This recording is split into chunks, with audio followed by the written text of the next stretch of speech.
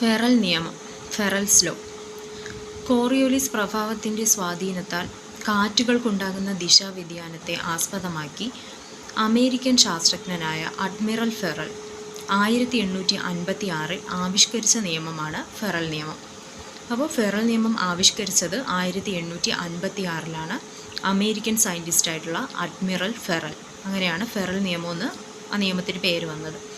Coriolis പ്രഭാവത്തിൻ്റെ സ്വാധീനത്താൽ കാറ്റുകൾക്കുണ്ടാക്കുന്ന ദിശാവ്യതിയാനം അത് അടിസ്ഥാനമാക്കിയിട്ട് അല്ലെങ്കിൽ അതിനെ ആസ്പദമാക്കി അമേരിക്കൻ സയൻറ്റിസ്റ്റായ അഡ്മിറൽ ഫെറൽ ആവിഷ്കരിച്ച നിയമമാണ് ഫെറൽ നിയമം. കോറിയോലിസ് ബലം കാരണം കാറ്റുകൾ ഉത്തരാർദ്ധഗോളത്തിൽ അതിൻ്റെ സഞ്ചാര ദിശയുടെ വലത്തേക്കും ദക്ഷിണാർദ്ധഗോളത്തിൽ ഇടത്തേക്കും വ്യതിചലിക്കുന്നു എന്നുള്ളതാണ് ഫെറൽ നിയമം. ഇപ്പോൾ കോറിയോലിസ് ബലം കാരണം കാറ്റുകൾ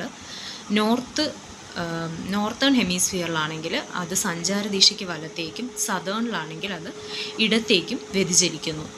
കോറിയോലിസ് ബലം മാത്രമല്ല കാറ്റിൻ്റെ ഗതിയെയും ദിശയെയും സ്വാധീനിക്കുന്ന ഘടകം.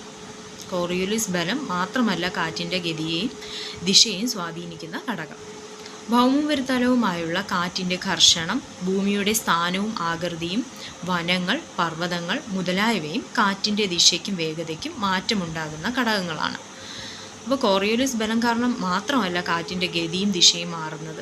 മറ്റ് ഘടകങ്ങൾ എന്ന് പറയുന്നത് ഭൗമോപരിതലവുമായുള്ള കാറ്റിൻ്റെ ഘർഷണം, ഭൂമിയുടെ സ്ഥാനം, ആകൃതി, വനങ്ങൾ, പർവ്വതങ്ങൾ, ഇതും കാറ്റിൻ്റെ ദിശയ്ക്കും വേഗതയ്ക്കും കാരണമാവുന്നു.